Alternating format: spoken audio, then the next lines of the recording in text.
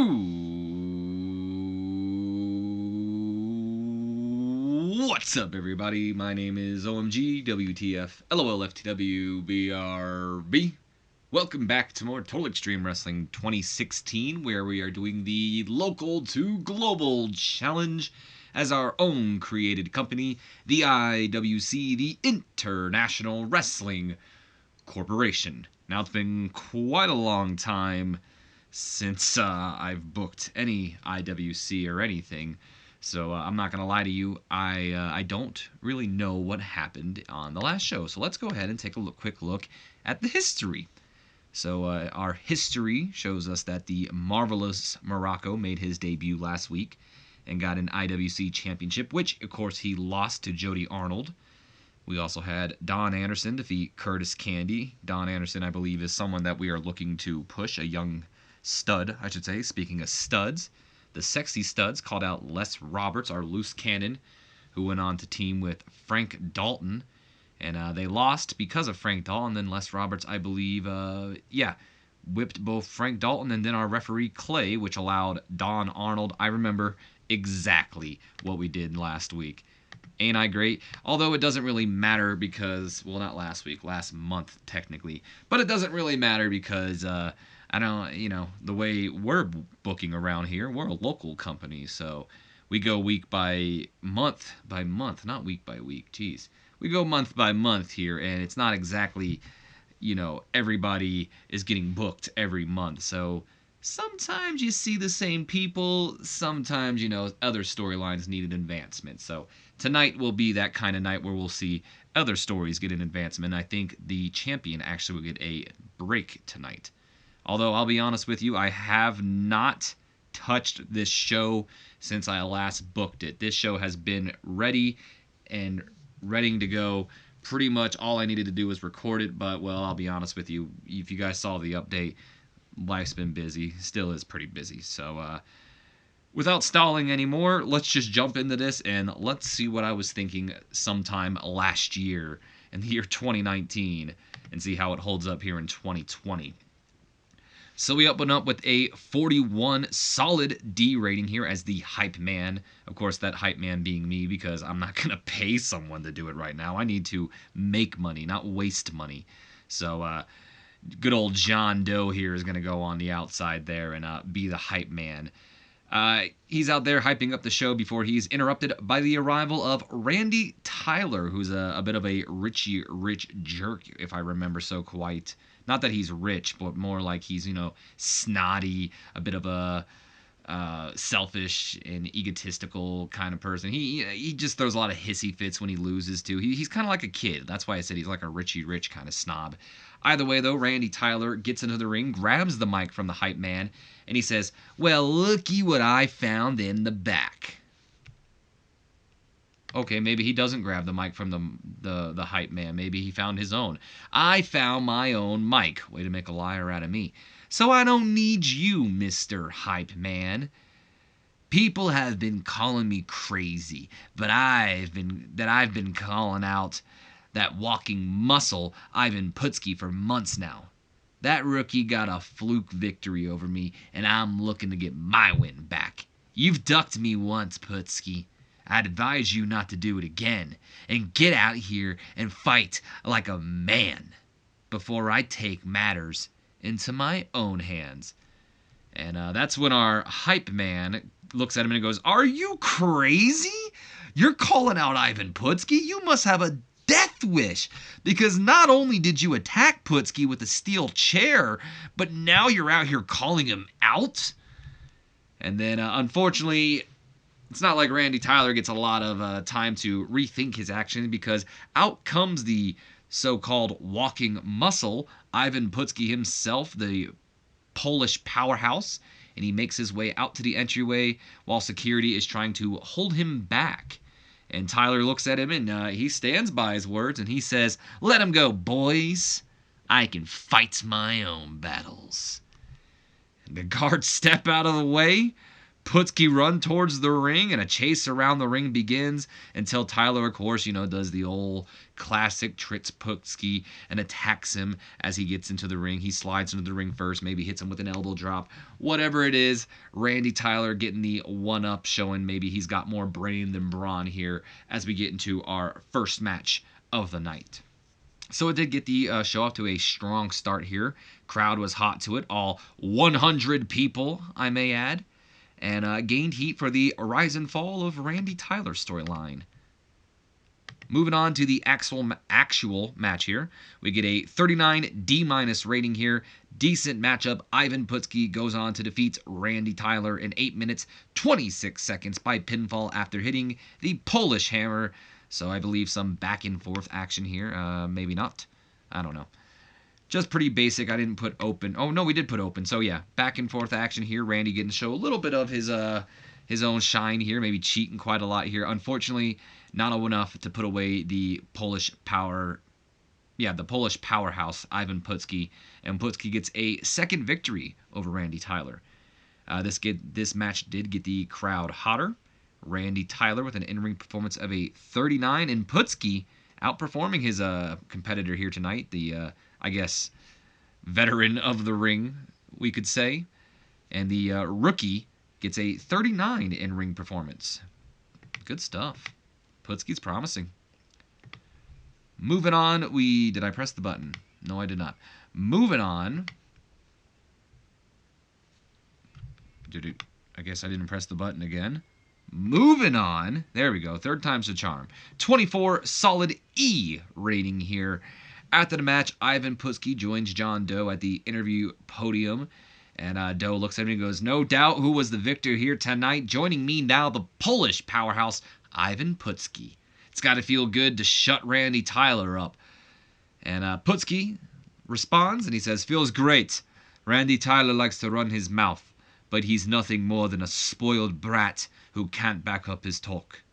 The only difference between him and the regional champion Jody Arnold is that he doesn't have an uncle to back up all his talk. And that's a call-out, Jody."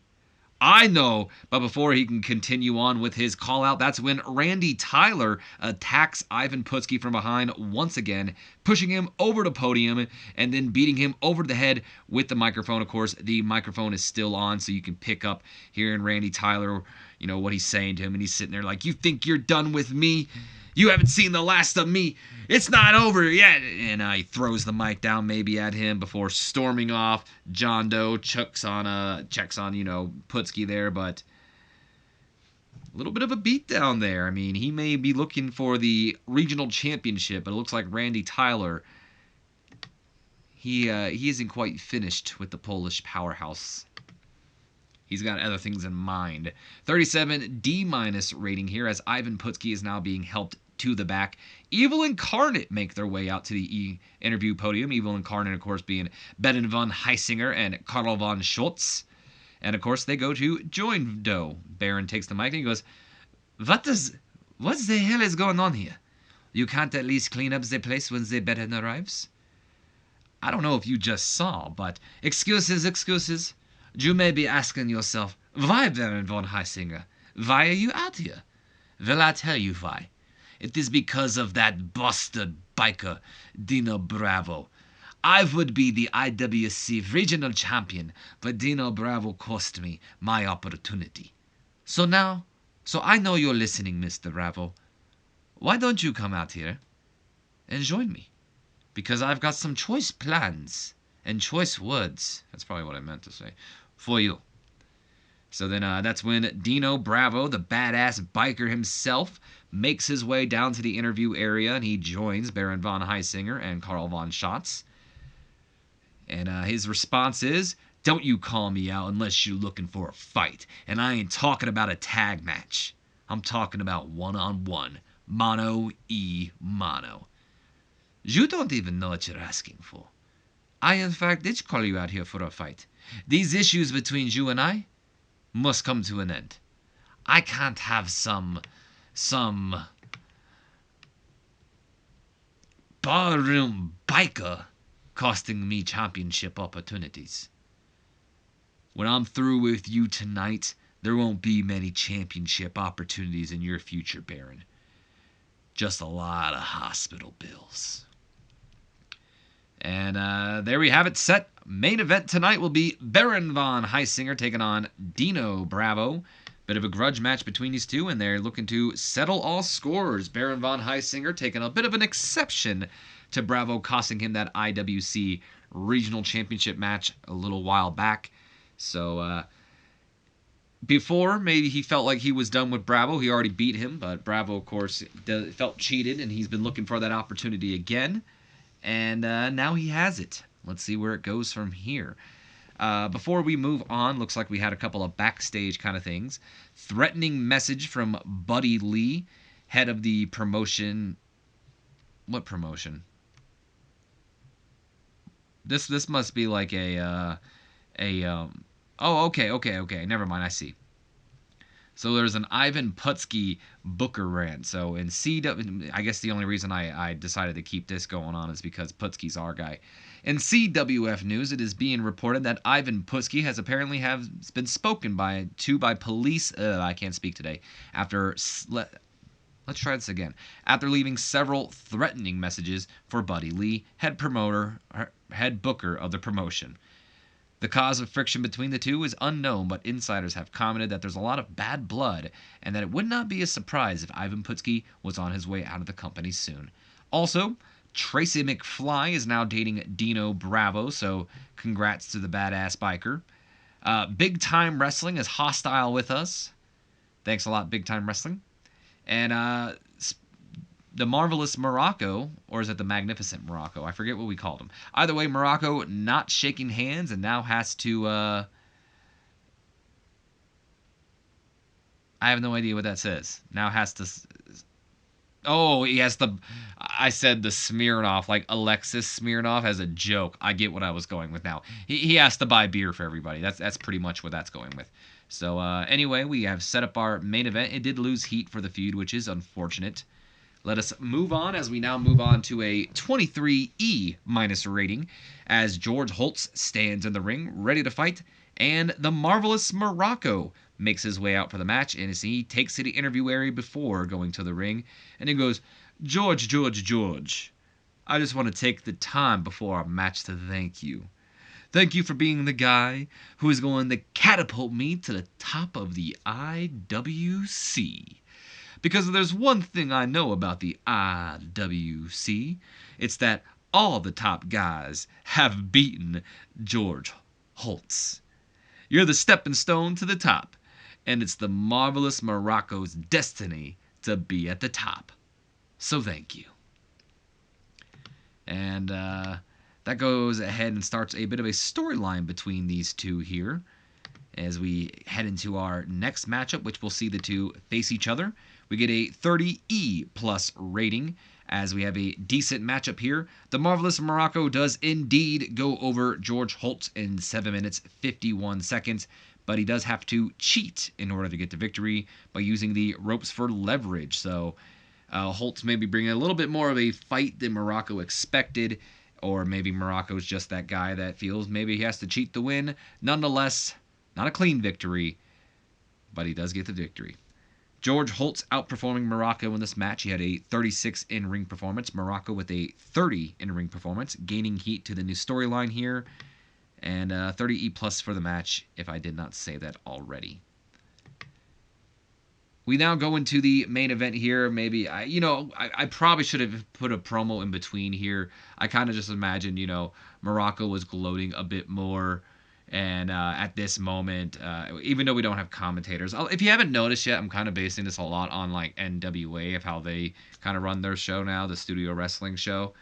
So trying to put a lot of thought to that. So maybe right here I should have put a little promo in between hand of maybe Carl Von Schatz getting interviewed, or I don't know, or Marvelous Morocco, putting over how he got the victory over George Holtz or something like that.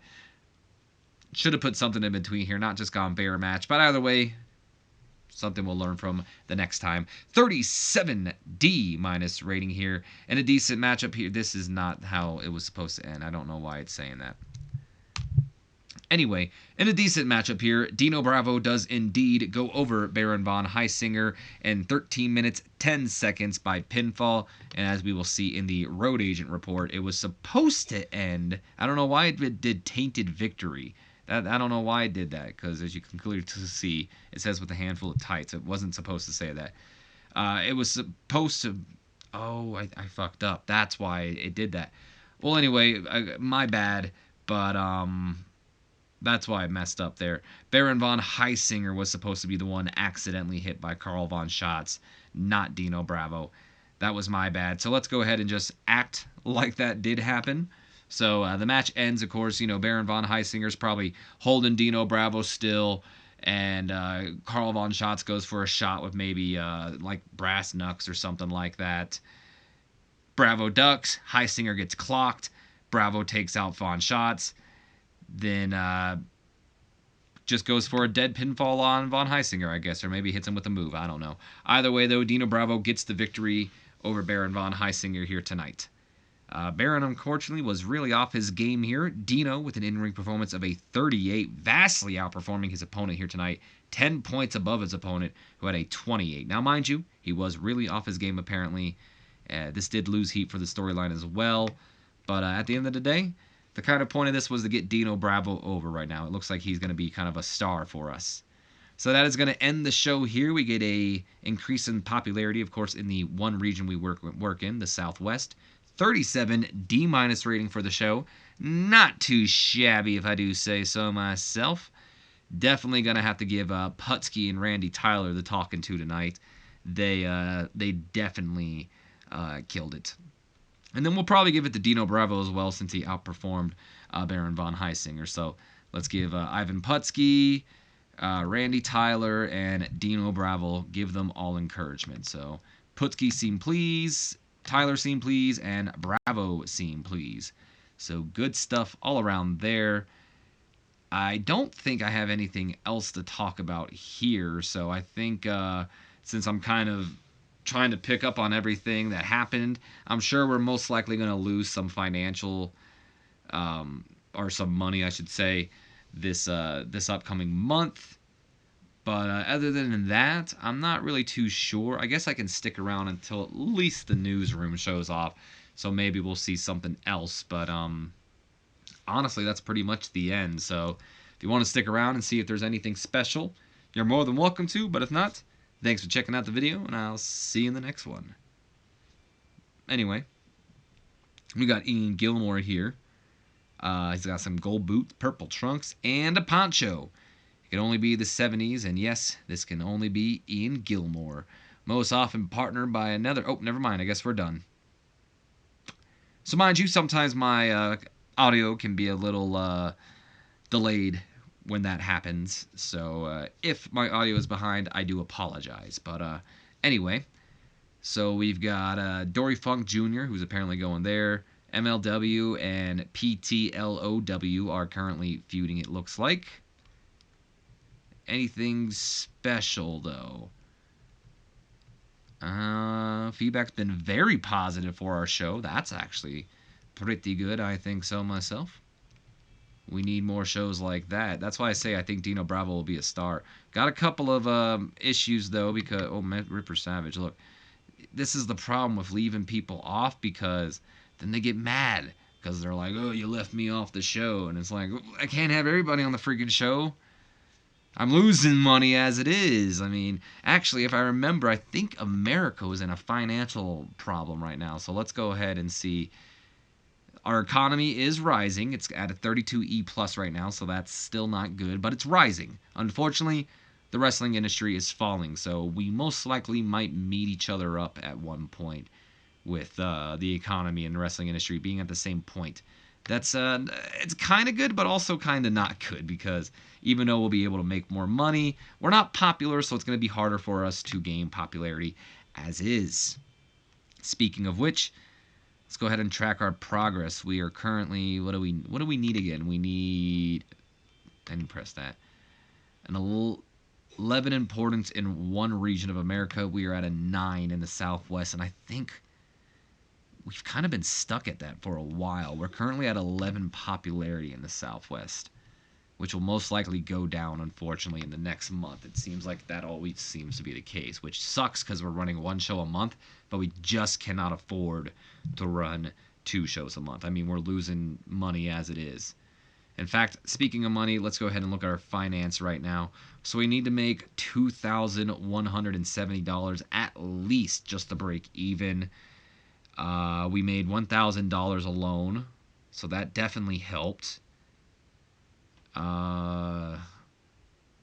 got around. We should be good. I would think we're good because as you see, our sponsorship went up in the last month when it was going down a lot, and we jumped up quite a lot. So I think this actually might be a positive month for us. We paid less on our workers as well, which we've been doing. Except for that, which is probably, I think that was the 2-show month. No, that couldn't have been a 2-show month. That had to be the 2-show month. Yeah. Yeah, that definitely had to be because we lost a shit ton of money that month. We haven't seen a profit since May of 1971. We made a pretty good profit that month, too. I wonder what happened. Either way, though, I think we'll be making a profit this month, so that's promising. That's going to be the end of the video, though. Real quick, let's go ahead and do an auto push. I want to see where everyone kind of stands right now. So we've got Rockin' Robert Fuller, who is an upper mid-carder. Superstar Jimmy Snuka, an upper mid-carder. Alexis Smirnov is one of our main eventers. Baron von Heisinger is an upper mid-carder. He's got a bit of a minor negative going on with him right now. Bob Clay's our referee, of course. Bob Roop is a main eventer. Cousin Slim is a mid-carder. Curtis Candy, mid-carder. Dino Bravo is a main eventer. Don Anderson is a mid-carder. Don Arnold, of course, is a manager. Don Savage is a main eventer. Frank Dalton is a mid-carder. George Holtz is an upper mid. Guillotine Gordon is an upper mid. Putski is an upper mid. Jerry Monty's a main event. Jim Alexi's a mid-carder. Jody is a main eventer. Carl is a mid-carder. Les is a mid. Randy's an upper mid. Ripper is a main eventer. Roger Brown is still injured. I think he'll be back soon, though. And Marvis Morocco is a lower mid-carder. But real quick, before we end this off, let's go ahead. Roger Brown, I think, should be... Yeah, he'll be back in 2 days, so... We might be looking to do something with him. And Jerry Monty is going to be injured for 1 year and 1 week. But he's continuing to work, so we can't... Unfortunately, there's nothing we can do about that. Anyway, though, that's going to be the end of this video. I hope you guys have enjoyed. If you have, do me a favor. Leave me a comment, like, subscribe if you haven't done already. And as always, don't forget to share this video with your friends, your Facebooks, your Twitters, your Instagrams. I don't give a dams. Anybody you feel would enjoy my content, give them a share and help your homeboy get some new subscribers up in this bitch. And as always, my name has been OMG, WTF, LOL, TEW, BRB, and I will see you guys in the next video. So until then, have a great day.